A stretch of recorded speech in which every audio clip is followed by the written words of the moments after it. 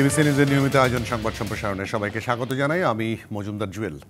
দিনে বাছাই করা সংবাদ এবং এর পর্যালোচনা নিয়ে সংবাদ সম্প্রসারণে আজকে অতিথি হিসেবে অনলাইনে যুক্ত আছেন মাছরাঙা টেলিভিশনের প্রধান সম্পাদক রেজানুল হক এবং দৈনিক দেশ রূপান্তরের সম্পাদক কামাল উদ্দিন সবুজ। স্বাগত আপনাদের দুজনকে সংবাদ সম্প্রসারণে। রেজানুল হক, আপনাকে দিয়ে শুরু করে, আজকে দুদিন ধরেই সফর করছেন পাকিস্তানের উপপ্রধানমন্ত্রী এবং পররাষ্ট্রমন্ত্রী ইসাক দার। তিনি আজকে ৭১ নিয়ে বলেছেন, ৭১ নিয়ে নাকি ২ দফা সমস্যার সমাধান হয়ে গেছে। কি হলো এখন পর্যন্ত? কি সরিটুকু পর্যন্ত বলেছে তারা? আমি জানি না। এই প্রশ্নের উত্তর তো আপনার আমাদের পররাষ্ট্র উপদেষ্টার নিজেই দিয়েছেন আজকে। আমাদের অতিথি পাকিস্তানের প্রধানমন্ত্রী এবং পররাষ্ট্রমন্ত্রী তো যে দাবি করেছেন সেটি তো তখন পাশেই দাঁড়িয়েছিলেন আমাদের পররাষ্ট্র উপদেষ্টা, এবং তিনি তারপরে সাংবাদিকদের সঙ্গে তো কাছে বলেছেন যে পাকিস্তানের এই দাবির সঙ্গে তিনি একমত নন, বরং তিনি এটাও বলেছেন যে আমাদের সঙ্গে যে অমীমাংসিত বিষয়গুলি ছিল, যেমন ৭১-এর গণহত্যার জন্য পাকিস্তানের ক্ষমা প্রার্থনা, ২ নম্বর হচ্ছে আমাদের যে সম্পদ পাকিস্তান আহ, আহ, নিয়ে গেছে এখান থেকে, সেই সম্পদ ফেরত দেওয়া, এবং এখানে আটকে পড়া পাকিস্তানের ফিরিয়ে ফিরিয়ে নেওয়া। এই ৩টি মোটা দাগে, এই ৩টি হচ্ছে আমাদের সঙ্গে পাকিস্তানের আহ, অমীমাংসিত ইস্যু। এই বিষয়গুলো আজকে আবারও নতুন করে এই বৈঠকে তোলা হয়েছে, তিনি এটা বলেছেন। তার মানে হচ্ছে, এবং তিনি পরে আমাদের সাংবাদিকদেরকে বলেছেন যে পাকিস্তানের দাবির সঙ্গে তিনি একমত নন। সুতরাং ক্লিয়ার যে পাকিস্তান আসলে যে দাবিটা করলো, সে দাবিটা বাংলাদেশ তো নাকচ করলো বা প্রত্যাখ্যান করলো। এর মধ্যে দিয়ে একটি জিনিস মনে হচ্ছে যে পাকিস্তান এই বিষয়টি এড়িয়ে যেতে চাচ্ছে, কারণ পাকিস্তানের পররাষ্ট্রমন্ত্রী এই দাবি করার পরপরই তিনি বলছেন যে আমরা একই পরিবারের মধ্যে, একই পরিবারের মধ্যে সমস্যা থাকে, কিন্তু তারপর খোলা মন নিয়ে আমাদের এগিয়ে যাওয়া দরকার। আমাদের উদ্দেশ্যও তিনি বলেছেন যে বাংলাদেশকে উচিত খোলা মন নিয়ে এগিয়ে আসা উচিত। মানে ওই সমস্ত বিষয়ে মোটামুটি এক ধরনের ধামাচাপা দিয়ে সম্পর্ককে এগিয়ে নেওয়ার জন্য সক্রিয় হওয়া বা চেষ্টা করা। তিনি যে মন পরিষ্কার করতে বললেন, মানে কি মন পরিষ্কার করতে হবে? আমাদেরকে সবকিছু ভুলে যেতে হবে? রাইট, অনেকটা সেরকমই। কারণ তিনি কিছুই তো মীমাংসা হয় নাই, সেটা তো বাংলাদেশ আজকে, আমি বাংলাদেশ সরকারকে এই জন্য বিশেষভাবে ধন্যবাদ জানাই, আমাদের সরকারকে। কারণ একটা কথা এরকম মাঝে মধ্যেই বলা হচ্ছিল না, মানে ধরেন আওয়ামী লীগ সরকারের পতনের পর থেকে যে, বা কিছু কিছু কাজের কারণে যে আপনার বাংলাদেশের বর্তমান প্রশাসন বা সরকার, যারা আগের সরকার যেমন ভারতপন্থী ছিল, এই সরকার তেমন পাকিস্তানপন্থী হয়ে যাচ্ছে কিনা, এরকম কিছু পারসেপশন বা অবজারভেশন ছিল।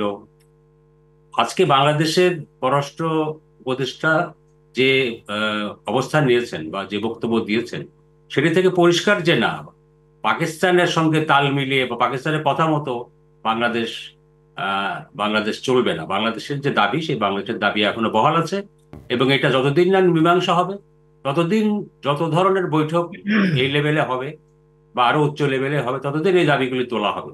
এই এই বাংলাদেশের এই অবস্থানটা, আমাদের এই অবস্থানটা পরিষ্কার করার জন্য পররাষ্ট্র উপদেষ্টা এবং বাংলাদেশ সরকারকে আসলে ধন্যবাদ দিতেই হবে।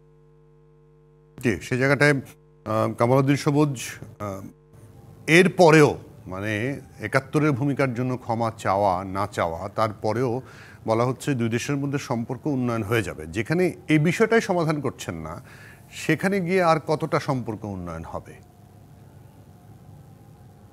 প্রথম কথা হচ্ছে যে আজকে দুদিন ধরে যে পাকিস্তানের উপপ্রধানমন্ত্রী এবং যিনি পররাষ্ট্রমন্ত্রী সে দেশের ইসাক দার বাংলাদেশ সফর করছেন, এবং এই সফর উপর আমাদের কূটনীতিকরা যেরকম তীক্ষ্ণ দৃষ্টি রাখছেন, বাংলাদেশের মানুষেরও মানে দৃষ্টি রাখছেন বলে আমার ধারণা, মিডিয়াও রাখছেন। সেটা হচ্ছে যে দীর্ঘ এক যুগ পরে কিন্তু যেমন একটা হাইস্ট লেভেলে কোনো পাকিস্তানের একজন ওই পর্যায়ের লোক বা মানে ব্যক্তি বাংলাদেশ সফর করেছে। এখন আজকে যে বিষয়টা যে বলা হয়েছে, যেটা আপনি অবতারণা করলেন, যে বাংলাদেশের সঙ্গে পাকিস্তানের যে অমীমাংসিত বিষয়গুলো, বিশেষ করে মোটা দাগে 3টি কথা বলা হচ্ছে, সেটা আমরা একটু আগে শুনেছি। যে বাংলাদেশের অ্যাসেটের ব্যাপার আছে, এবং ক্ষমা প্রার্থনা করা গণহত্যার জন্য 1971 সালে যে গণহত্যা চালিয়েছে পাকিস্তানি বাহিনী বাংলাদেশের মানুষের উপরে। এবং আরেকটি হচ্ছে যে বাংলাদেশে যেসব পাকিস্তানি যারা জেলায় আটকে পড়া পাকিস্তানি, যাদেরকে আমরা বিহারি বলে থাকি আর কি সোজা ভাষায়, তাদেরকে ফেরত দেওয়ার ব্যাপারে একসময় কিছু বা দুই একটা কিছু ফেরত পাঠানো হয়েছিল, প্রক্রিয়াটা একবার শুরু হয়েছিল অনেক বছর আগে, তো জানি পরে এটা বন্ধ হয়ে যাবে।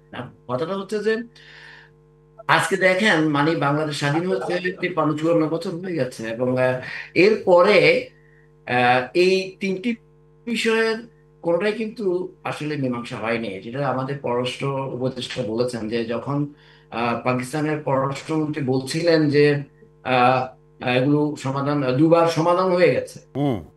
দুবার বলছিলেন, তখন কিন্তু সাথে সাথেই আমাদের পররাষ্ট্র উপদেষ্টা জনাব তৌহিদ হোসেন সাহেব সাথে সাথে তা প্রতিবাদ করেছেন এবং বলেছেন কিছুটা সমাধান হবে। পরবর্তী পর্যায়ে আমরা যেটা দেখলাম যে ব্রিফিং হয়েছে, সেখানে যে আমাদের পররাষ্ট্র উপদেষ্টা তৌহিদ হোসেন সাহেব বলেছেন যে দুই দেশ পাকিস্তান এবং বাংলাদেশ একমত হয়েছে যে অমীমাংসিত বিষয়গুলোকে সমাধানের ব্যাপারে তারা একমত হয়েছে। এর অর্থ হলো আসলে মীমাংসা হয় নাই। যাই হোক, আমরা চাইবো যে একটা দেখেন মানে গত 54 বছর মনে করেন গত এক যুগ, যেটা আওয়ামী লীগের আমলে তখন একটা ভিন্ন প্রকার আওয়ামী লীগ হতো, একেবারেই পাকিস্তানকে মানে টোটালি আলাদা করে ফেলেছিল। মানে আমি বলছি রাষ্ট্র মানে স্টেট টু স্টেট যে সম্পর্কের ব্যাপার, আমি অন্য আলোচনা করছি না সেটা। এবং সেটা এর আগে কিন্তু আবার ছিল কিন্তু। তো 54 বছরে পাকিস্তানের সঙ্গে বাংলাদেশের সম্পর্ক তো ছিল, বিভিন্ন পর্যায়ে ছিল, ছিল না যে তা না, ছিল আবার ইয়ে হয়েছে, কিন্তু এই সমাধান হয় না। এটা আমরা যেটা বলি যে ডেফিনেটলি পাকিস্তানের ক্ষমা প্রার্থনা তো করা উচিত, এটা তো খুব বেশি ইয়ে না, কারণ এতগুলি আমাদের সঙ্গে আজকে দেখেন আজকে ছয়টা চুক্তি এবং সমঝোতা স্মারক সই হয়েছে হুম। বিভিন্ন ইস্যু। তো এগুলো তো একটা ডেভেলপমেন্ট, গত 12 বছর হয় নাই, ভালো। আজকে আমরা পৃথিবীতে আসলে কোনো রাষ্ট্রই তো কোনো রাষ্ট্রের বন্ধু নয়, এটা আন্তর্জাতিক সম্পর্কে একটা কথা আমরা সবসময় জানি এবং বলি। পৃথিবীতে কোনো রাষ্ট্রের বন্ধু না, প্রত্যেকটি রাষ্ট্রেরই কতগুলি এজেন্ডা থাকে, নিজস্বগুলো স্বার্থ থাকে, সেটার ভিত্তিতেই বিভিন্ন সময় বিভিন্ন ক্ষেত্রে আপনার মানে বিভিন্ন দেশের সঙ্গে সম্পর্কগুলি থাকে, আবার ভালো হয় আবার নষ্ট হয়, সে আলোচনা যাচ্ছি না। আমার কথাটা হচ্ছে যে বাংলাদেশের বাংলাদেশের একটা স্বাধীন সার্বভৌম দেশ, ডেফিনেটলি বাংলাদেশ প্রত্যেকটা দেশের সঙ্গে যখন নেগোশিয়েট করবে যে কোনো ইস্যুতে বাংলাদেশের স্বার্থকে তো প্রাধান্য দিবে, এটি তো স্বাভাবিক। এখন আমাদের কথা হচ্ছে সমঝোতা সব স্বাক্ষর হয়েছে, চুক্তি হয়েছে, ফাইন। নতুন করে একটা রিওপেনিং হয়েছে, সেটা অনেকে বলে থাকেন, আমিও তাই মনে করি। মনে করেন 2024-এর 5ই আগস্টে যে পরিবর্তন হলো বাংলাদেশে নতুন করে, সেই প্রেক্ষাপটে তাদের এই ভিজিট হয়েছে আমি মনে করি। কারণ তারা মনে করে যে এই পরিবর্তিত পরিস্থিতিতে পাকিস্তান মনে করে যে বাংলাদেশের সঙ্গে সম্পর্কটা রিওয়াইন্ড করছে না, তারা হয়তো আবার আগে জায়গায় নিতে, এবং অনেক ইস্যুস নিয়ে আলোচনা হয়েছে। এটা ভালো, আমরা এটা মানে আমরা এটাকে পজিটিভ ভাবে দেখতে চাই, কিন্তু কথা হচ্ছে যে বাংলাদেশের স্বার্থের ব্যাপারে, বাংলাদেশের অমীমাংসিত বিষয়গুলির ব্যাপারে বাংলাদেশ দৃঢ় থাকবে, সেটাই আমরা চাই। এবং আমরা আসলে যেমন যেটা বলা হয়, যেমন আমার সহ আলোচক বলছিলেন যে গত আমলে যেমন বলা হচ্ছে যে আওয়ামী লীগ সরকার পুরোপুরি বাংলাদেশকে ভারতের মানে ভারত নির্ভর হয়ে পড়েছিল এবং সবকিছুতে পররাষ্ট্র। সেটা তো আমরা চাই না, আমরা আসলে ভারত নির্ভর হতে চাই না, পাকিস্তান নির্ভর হতে চাই না, আমরা আসলে বাংলাদেশের পক্ষে থাকতে চাই, সব বাংলাদেশের মানুষ তাই চায় আমরা। এবং সেক্ষেত্রে পাকিস্তানের সঙ্গে আমরা কিভাবে বিভিন্ন ইস্যুতে নেগোশিয়েট করব, ভারতের সঙ্গে কিভাবে করবো বা অন্যান্য দেশের সঙ্গে কিভাবে করব, আমাদের শক্তি যতটুকুই আছে সেটা দিয়ে আমাদের করতে হবে রাষ্ট্র হিসাবে। সরকার সরকার যখন যেই থাকেন সেটা করবেন, সেটাই বাংলাদেশের মানুষের প্রত্যাশা। আমি মনে করি ইটস এ বিগিনিং, ঠিক আছে। এক সময় ভিয়েতনামে তো মার্কিন যুক্তরাষ্ট্র একদম যুদ্ধ করে ধূলিসাৎ করেছে, এখন ভিয়েতনাম মার্কিন যুক্তরাষ্ট্রের one of the closest ally হচ্ছে ভিয়েতনাম, এই অঞ্চল, এটা আমরা জানি। চীনের সঙ্গে ভিয়েতনামের সম্পর্ক খুবই খারাপ, এবং চুকিয়ে ব্যবসা করছে ভিয়েতনাম আপনার মার্কিন যুক্তরাষ্ট্রের সঙ্গে। যে মার্কিন যুক্তরাষ্ট্র একসময় জাপানে হিরোশিমা নাগাসাকিতে মানে অ্যাটম বোম মেরেছিল, সেই জাপান হচ্ছে মার্কিন যুক্তরাষ্ট্রের এখন one of the closest allies. তো কাজেই পৃথিবীতে এগুলো আছে, এর কোনো অসুবিধা নেই। আমাদের কথাটা হচ্ছে যে এগুলো সবকিছু স্বার্থভিত্তিক, এবং এই স্বার্থভিত্তিক জিনিসগুলি আমরা যখন দেখি না, আমাদের যখন যে সরকাররা থাকে, তখনই এই বিপত্তিগুলি ঘটে। হুম, আমরা মানুষের যে আশা আকাঙ্ক্ষা, যখন আমরা জনগণের কথা বলি, রাজনৈতিক দলগুলি বলে, বিশেষ করে রাজনৈতিক দলরাই তো বেশি দেশ পরিচালনা করেন, তারা জনগণের কথাই বলে, কিন্তু জনগণ তো, বুঝলাম যে জনগণ তো একটা ভেগ টার্ম। জনগণের কথা বলে আমরা এমন গণবিরোধী কাজে আমরা সম্পৃক্ত হয়েছি। জি, আর এই আজকে যে কথাটা আমি বলতে চাই যে হুম, পাকিস্তানের সঙ্গে সম্পর্ক 12 বছরে যে একটা ছেদ পড়ে আবার নতুন করে শুরু হয়েছে, আমি এটাতে কোনো মানে আপত্তির কিছু দেখি হুম, না। না, আমি পজিটিভ দেখতে কেউ চাই, কেউ কিন্তু আপত্তিও আমি করছে না, একটা কেউ, সেম টাইম বাংলাদেশের স্বার্থ এবং বাংলাদেশের মানুষ যেটা চায় হুম, সেভাবে নেগোশিয়েট। জি, মানে কেউ আপত্তি করছে তা না, কিন্তু ওই যে 71-এর ভূমিকার জন্য ক্ষমা প্রার্থনা, এটি তো হ্যাঁ, আমাদের সেটা তো দাবি। অবশ্যই ইভেন সমালোচনা কি করতে হবে, এবং এটা কিন্তু পাকিস্তানের আসলে পলিটিশিয়ানরাও একটা কিন্তু মিনিট, আমরা গত কয়েক একটা বছর ধরে দেখেছি যে ওই ভূমিকার জন্য তারা নিজেরা নিজস্ব জায়গায়, এমনকি পার্লামেন্টে পর্যন্ত সমালোচনা করেছেন, বলেছেন ক্ষমা চাওয়া উচিত, কিন্তু সরকার কেন জানি স্লিপ কেটে যায়, সেটাই হচ্ছে মূল কথা। আমি এটা একটু একটু একটু একটু একটা এই প্রসঙ্গে আমি কিন্তু বলেছি, আমাদের ক্ষমা প্রার্থনাটা দেখেন, তাদের সঙ্গে 54 বছর কিন্তু অনেক সম্পর্ক, মানে সম্পর্ক কিন্তু ছিল। হুম, ক্ষমা প্রার্থনাটা চাওয়াটা কিন্তু অনেক বড় ব্যাপার না, এটা কিন্তু চাইতে পারে কিন্তু, এবং তাদের পাকিস্তানের ভিতরে কিন্তু এটা কিন্তু অনেক আলোচনা আছে যে পাকিস্তানের ক্ষমা চাওয়া উচিত। বাংলাদেশের মানুষ তো চাই।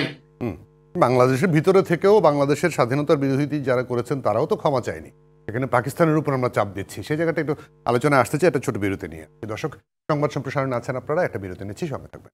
বিরতির পর আবারও স্বাগত সংবাদ সম্প্রসারণে। আমাদের সঙ্গে অতিথি হিসেবে আছেন মাছরাঙা টেলিভিশনের প্রধান সম্পাদক রেজানুল হক এবং দৈনিক দেশ রূপান্তরের সম্পাদক কামাল উদ্দিন সবুজ। স্বাগত আপনাদের দুজনকে আবারও। রেজানুল হক, কালকে মানে আজকে বেসিক্যালি একটা সম্মেলন শুরু হয়েছে কক্সবাজারে, রোহিঙ্গাদের প্রত্যাবাসন। কালকে এটা আনুষ্ঠানিক উদ্বোধন করবেন প্রধান উপদেষ্টা। আমি জানি না, আপনি নিশ্চয়ই জানেন ওপারে এখন কি চলছে, বিশেষ করে রোহিঙ্গাদের যে বসবাস যে জায়গাটায়, সেখানে দুইটা রাইভাল গ্রুপ কিন্তু মারামারি করছে, এখন ব্যাপক সংঘর্ষ উল্টো ঢুকছে আমাদের এখানে। সেখানে এই সম্মেলন কতটুকু ওদেরকে ফেরত পাঠানোর ব্যাপারে কতটুকু কাজে লাগবে বলে মনে হয় আপনার? না, সহসা রোহিঙ্গাদের, মিয়ানমারের আমাদের বর্ডার এলাকাতে যে পরিস্থিতি চলছে, এই পরিস্থিতির সমাধান না হওয়া পর্যন্ত বা সেখানে শান্তি ফিরে না আসা পর্যন্ত রোহিঙ্গা প্রত্যাবাসন যে সম্ভব না, এটা সরকারের লোকজনই তো বলছে। হুম, সুতরাং আমাদের নতুন করে কিছু বলার নাই, এটা বাস্তব কথা। ইভেন ওই ওই রোহিঙ্গাদের সঙ্গে আপনার আরাকান আর্মির যে সম্পর্ক, তাদের সঙ্গে আরাকান রোহিঙ্গাদের যে সশস্ত্র সংগঠন আরসা, তাদের সঙ্গে আরাকান আর্মির তারা রাইভাল। তো তারা পরস্পরের মধ্যে ওখানে যুদ্ধ করছে। তো এই অবস্থাতে রোহিঙ্গাদের প্রত্যাবাসন কিভাবে সম্ভব হবে?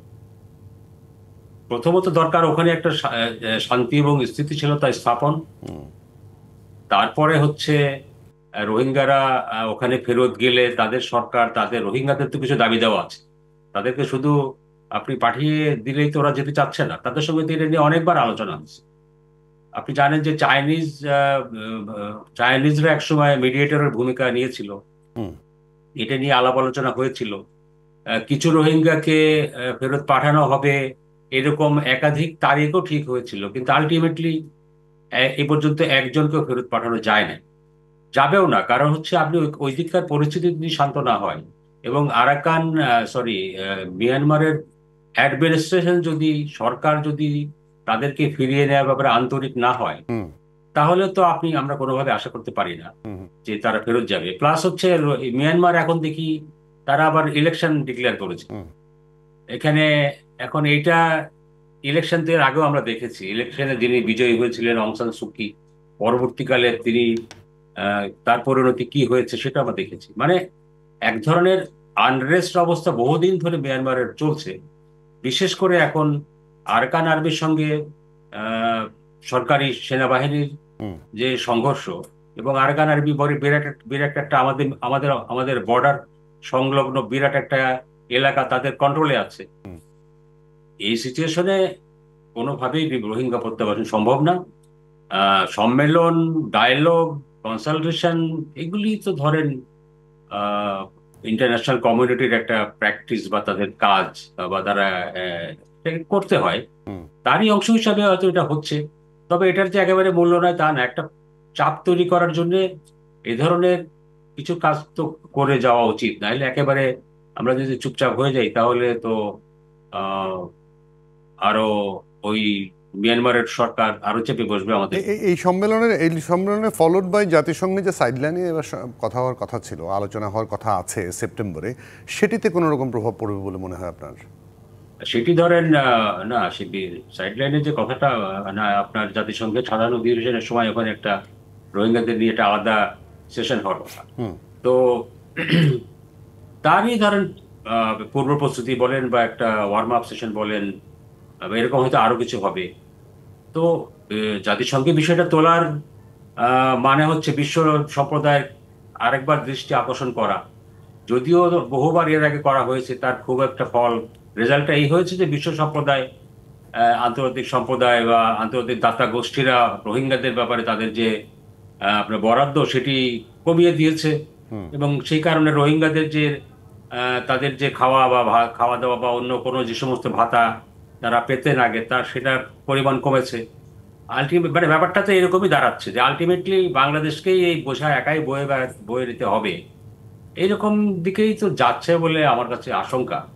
বাট তারপরে তো হাত পা গুটিয়ে থাকা যাবে না, আমাদের চেষ্টা করে যেতে হবে, কিছু একটা তো চেষ্টা করে যেতে হবে। জি, এটার সাথে কামালউদ্দিন সবুজ অবশ্যই অ্যাড করবেন, কাতারেরও একটা সম্মেলন হওয়ার কথা, কাতার সেই আয়োজনের একটা বড় সঙ্গী। সেটার সঙ্গে এই যে আজকে যে সম্মেলনটা শুরু হলো কক্সবাজারে, কক্সবাজারের সম্মেলনটা মূলত হচ্ছে এনজিও বেসড, মানে যারা সহায়তা করে। সেখানে আমেরিকান সবচেয়ে বড় যারা সহায়তা করতো ইউএসএআইডি, তাদের সহায়তা বন্ধ হয়ে গেছে। এর পরের দিন, কিছুদিন পরে তো ওরা ডাকাতিতে নেমে যাবে না?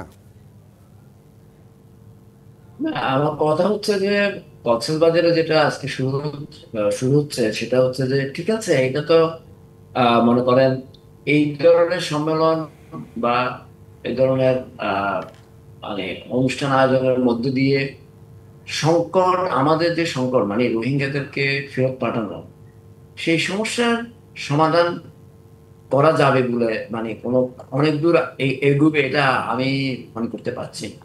বিষয়টা হচ্ছে যে দেখেন, রোহিঙ্গারা 10 লক্ষ আসছিল, এরপরে এরা এখানে প্রায় এখন 12 লক্ষ, এরপরেও কিন্তু গত 1-1.5 বছর পরে মনে হয় 1 লক্ষের উপরে রোহিঙ্গা এখন অনুপ্রবেশ ঘটেছে।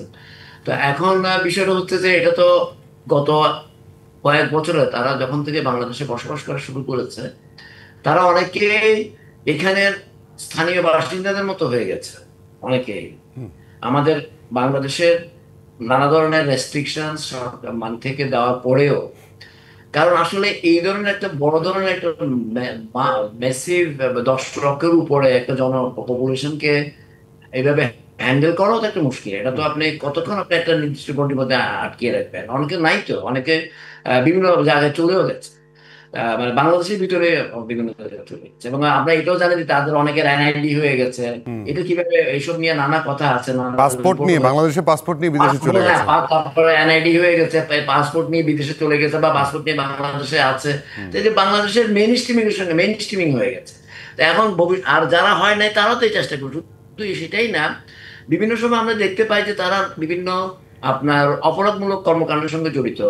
আমার যেটা ধারণা এবং যেটা অনেকেই মনে করেন এবং এই কথাটা বিভিন্ন সময় এসেছে, দেখেন রোহিঙ্গাদের বাংলাদেশে আসা এবং তাদের বর্তমানে যে দীর্ঘদিন অবস্থান এবং এদেরকে ফেরত পাঠানো এবং না পাঠানো, এই সব কিছুর সঙ্গে শুধু বাংলাদেশ তো ডেফিনেটলি চায়, বাংলাদেশ তো চাইবে, বাংলাদেশে এইসব এই ধরনের সম্মেলন বলেন, বিভিন্ন আন্তর্জাতিক আপনার যারা আছেন, যারা বিভিন্ন সরকার প্রধান বলেন, রাষ্ট্রপ্রধান বলেন, বিভিন্ন যারা দাতা সংস্থা, সবার সঙ্গে বাংলাদেশের যখন যিনি ক্ষমতা দেখেন বিভিন্ন কনসালটেশন হয়, সেগুলো একটা প্রেশার ক্রিয়েট করা ট্যাকটিক্স হিসেবে ঠিক আছে। কিন্তু এগুলোর সঙ্গে এই রোহিঙ্গাদের যাওয়া না যাওয়ার সঙ্গে পৃথিবীর যাদেরকে আমরা বলি যে তারা বিভিন্নভাবে তারা প্রভাবশালী, মার্কিন যুক্তরাষ্ট্র বলেন, চীন বলেন, ইভেন এমনকি ভারতও, এদের সঙ্গে এটা কিন্তু এদের নানা এক একজনের এক এক এজেন্ডা আছে, এটা আমরা জানি।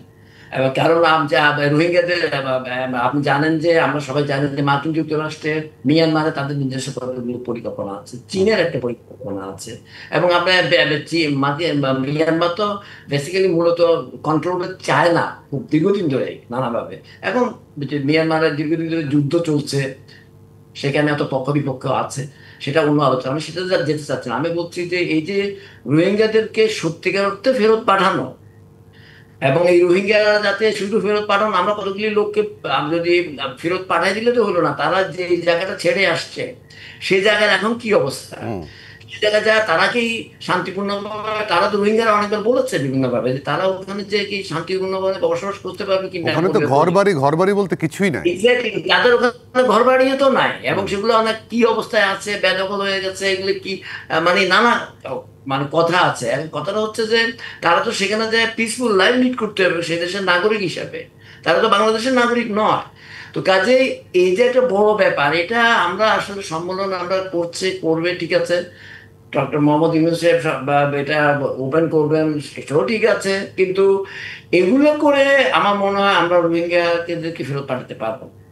আমাদেরকে যে হিসাবে চায়নার যে আমাদেরকে এই ধরনের যারা বড়, যারা আমাদেরকে বলি যে বড় players, global power and player, যারা এটার সঙ্গে জড়িত, এবং রোহিঙ্গাদেরকে নিয়েও তাদের নানা ধরনের পরিকল্পনা আছে, এইসব কথা তো তারা সবসময় তারা তো এর আগে বহুবার কথা তারা দিয়েছে public আমাদেরকে, কিন্তু কথা তো রাখে নাই। বহুবারই তো কথা দিয়েছে এই আমি রোহিঙ্গাদের সেই কথাটা বলছি, প্রত্যাবাসনে তারা এদেরকে নিয়ে সহযোগিতা করবে। চায়নার এক ধরনের পরিকল্পনা আছে, মার্কিন যুক্তরাষ্ট্রের এক ধরনের পরিকল্পনা আছে, ভারতের ইন্টারেস্ট আছে। তো কাজে এসব এসব ইন্টারেস্ট গুলোর সঙ্গে আবার সাংঘর্ষিকও কিন্তু আপনি জানেন কিন্তু বিভিন্ন, কারণ চীনের এক যে ইন্টারেস্ট সেটা ভারতের সঙ্গে সাংঘর্ষিক, আবার মার্কিন যুক্তরাষ্ট্রের নানা এজেন্ডা এবং ইন্টারেস্ট সেটার সঙ্গে সাংঘর্ষিক। তো কাজেই যার যার মতো করে প্লে করছে সেখানে, কিন্তু আমরা তো মধ্যে আমরা তো আমাদের এই সংকট আরো ঘনীভূত হচ্ছে। তাহলে বাংলাদেশের কি করা উচিত? বাংলাদেশের কি করা উচিত সেটা তো আসলে এক কথায় উত্তর দেওয়া যাবে না, কারণ এটা কেউই বলতে পারবে না বাংলাদেশ মানে কি চেষ্টা করা ছাড়া কোনো আর কিছু করার। শুরু হবে। তবে আমি মনে করি বাংলাদেশে জোরালো ভাবে এটা কূটনৈতিক এবং নানাভাবে প্রেশারটা মানে আপনার রাখা উচিত, চাপ অব্যাহত রাখা উচিত এবং চেষ্টা করা উচিত। জি, একদম পরিষ্কার থাকবেন আমাদের সঙ্গে। একটা বিরতি নিয়ে আসি আবারও আপনাদের সঙ্গে আলোচনায়। দর্শক, সংবাদ সম্প্রসারণ নিচ্ছে আরও একটি বিরতির সঙ্গে। বিরতি পরে আবার স্বাগত সংবাদ সম্প্রসারণে। আমাদের সঙ্গে অতিথি হিসেবে আছেন রেজানুল হক এবং কামাল উদ্দিন সবুজ। স্বাগত আপনাদের দুজনকে আবারও। বহুদিন পর রেজানুল হক, ঢাকা বিশ্ববিদ্যালয়ের ডাকসু নির্বাচন অনুষ্ঠিত হচ্ছে এবং সেটি নিয়ে এখন পর্যন্ত বড় ছোট কোনো আসলে হাতাহাতি পর্যন্ত, গালিগালাজ পর্যন্ত হয়নি। এবং একটা দৃশ্য আমাদের সহকর্মী আজকে সন্ধ্যায় আমাদের জানাচ্ছিলেন যে মধুর ক্যান্টিনে হয়তো একটা প্যানেল ব্রিফ করছে, আরেকটা প্যানেল দাঁড়িয়ে আছে, ওদের ব্রিফিং কখন শেষ হবে তারপর ওরা বসবে ব্রিফ করবে। এই দৃশ্যটা আমরা ঢাকা বিশ্ববিদ্যালয়ে বহুদিন দেখিনি, তাই তো? হ্যাঁ, তা তো বটেই। গত 15 বছরে ধরেন এক ধরনের শাসন চলেছে ক্যাম্পাসে, সেখানে ছাত্রলীগ ছাড়া অন্য কোনো ছাত্র রাজনীতি বা ছাত্র সংগঠন, মানে তাদের প্রতিদ্বন্দ্বী মূলত প্রতিদ্বন্দ্বী, তাদের কোনো জায়গায় ছিল না। এবং এর আগেও অবশ্য কিছুদিন এরকম ছিল, যখন আওয়ামী লীগ ক্ষমতায় থাকে তখন পুরোটাই ছাত্রলীগের দখলে থাকে ক্যাম্পাস, যখন বিএনপি থাকে তখন ছাত্র দল, এরকম ঘটে আসছিল। তবে গত 15-16 বছরে মানে আওয়ামী লীগের আমলে ছাত্রলীগের যা হয় আর কি, একটানা যদি কেউ ক্ষমতায় থাকে বা শক্তিশালী কেউ শক্তিধর থাকে, তো মানে আচরণগুলি বাড়াবাড়ি পর্যায়ে চলে যায় বা মাত্রা ছাড়িয়ে যায়, সেটাই হয়েছিল। তো এখন সেই ছাত্রলীগ ক্যাম্পাস ছাড়া তো হয়েছে সেই আপনার জুলাই 5ই গণ আগস্টের পরে। অভ্যুত্থানের 5ই আগস্টের আগে ক্যাম্পাসে ছাত্রলীগ যেদিন আন্দোলনকারীদের উপরে হামলা করলো, তার পরের দিন থেকেই তো ছাত্রলীগের উপরে কাউন্টার অ্যাটাক শুরু হলো এবং তাদেরকে হল ছাড়া করা হলো, ক্যাম্পাস ছাড়া করা হয়েছে। এখন যে অবস্থা চলছে ডাকসু নির্বাচনের পরিস্থিতি, এখন পর্যন্ত আমরা কোনো মানে অ্যাপারেন্টলি কোনো মারামারি দেখি নাই, হাতাহাতি দেখি নাই, এটা সত্য। কিন্তু বাকযুদ্ধ কিন্তু চলছে। আপনি যদি গত 2-3 দিন ধরে দেখেন এবং আজকেও দেখেন, পাল্টাপাল্টি অভিযোগ কিন্তু চলছে যে আপনার নানা ধরনের অপপ্রচার চালানো হচ্ছে, আচরণবিধি লঙ্ঘন, আচরণবিধি লঙ্ঘন হচ্ছে, অপপ্রচার চালানো হচ্ছে। বিশেষ করে তো ডিজিটাল কাদা ছোড়াছুড়ি খুব হচ্ছে। হ্যাঁ, রাইট। তো এটা ডিজিটালের অনেক সুফলের মধ্যে কুফলও তো আছে, সেটার কুফলটা আমরা দেখতে পাচ্ছি এখন। এখন তো আবার এআই এর যুগ, এআই আসছে, এখন এআই দিয়ে কত কিছুই বানানো হবে প্রতিপক্ষকে ঘায়েল করার জন্য। এটা খুবই একটা আশঙ্কার জায়গা। তবে মুখে মুখে যাই হোক, মানে হাতাহাতি, মারামারি, ধাওয়া পাল্টা ধাওয়া, যেটা এক ক্যাম্পাসে প্রায় মানে পরিচিত দৃশ্য ছিল, সেটি দেখা যাচ্ছে না। এবং আমি আশা করি যে ধরেন যে অবস্থা চলছে, ইউনিভার্সিটি অথরিটিও তারা সন্তুষ্ট এখন পর্যন্ত। তো জানি না সামনের দিনগুলোতে কি হবে, তবে আশা করব যে একটা পিসফুল এবং উৎসবমুখর পরিবেশে, বহুদিন পর 6 বছর পর ইলেকশন হচ্ছে, সেখানে সবাই যারা অংশ নিচ্ছেন, এবং ব্যাপক পরিমাণ দেখলাম রাজনৈতিক সংগঠনগুলোর বাইরেও ব্যক্তিগতভাবেও অনেকে প্রার্থী হচ্ছে। স্বতন্ত্র প্রার্থী অনেক, হ্যাঁ, এবং এবং ভিপি পদেই ভিপি দেখলাম। পদে ভিপি পদে সম্ভবত সবচেয়ে বেশি প্রার্থী এবার। রাইট, রাইট, অর্ধ শতাধিক। হুম। তো এটা অবশ্য অনেকে হয়তো ফান করে অনেকে দাঁড়িয়েছেন। এখন তো মানে 5ই আগস্টের পরে। আগামীকাল ফাইনাল লিস্টটা বের হলে হয়তো বোঝা যাবে কারা কারা উইথড্র করলো, কারা থাকলো শেষ পর্যন্ত। Right, right. তো এখন 5ই আগস্টের পরে যেটা হয়েছে তরুণ সমাজের মধ্যে, বিশেষ করে শিক্ষার্থীদের মধ্যে, বিশেষ করে ঢাকা বিশ্ববিদ্যালয়ের শিক্ষার্থীদের মধ্যে, মানে সবার মধ্যে একটা স্বাধীন স্বাধীন ভাব, যা আগে করার কথাও চিন্তাও করা যেত না, এখন আগে যেটা করছেন।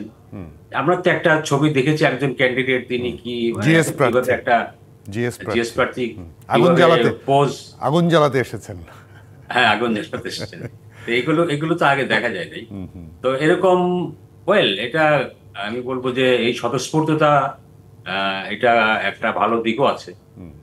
তো দেখা যাক, একটা যদি পিসফুল থাকবে আশা করি, এবং সেটা চাই আমরা। একটা সুন্দর একটা ইলেকশন চাই, এবং কারণ হচ্ছে ফেব্রুয়ারিতে ধরেন জাতীয় নির্বাচনের ঘোষণা আছে।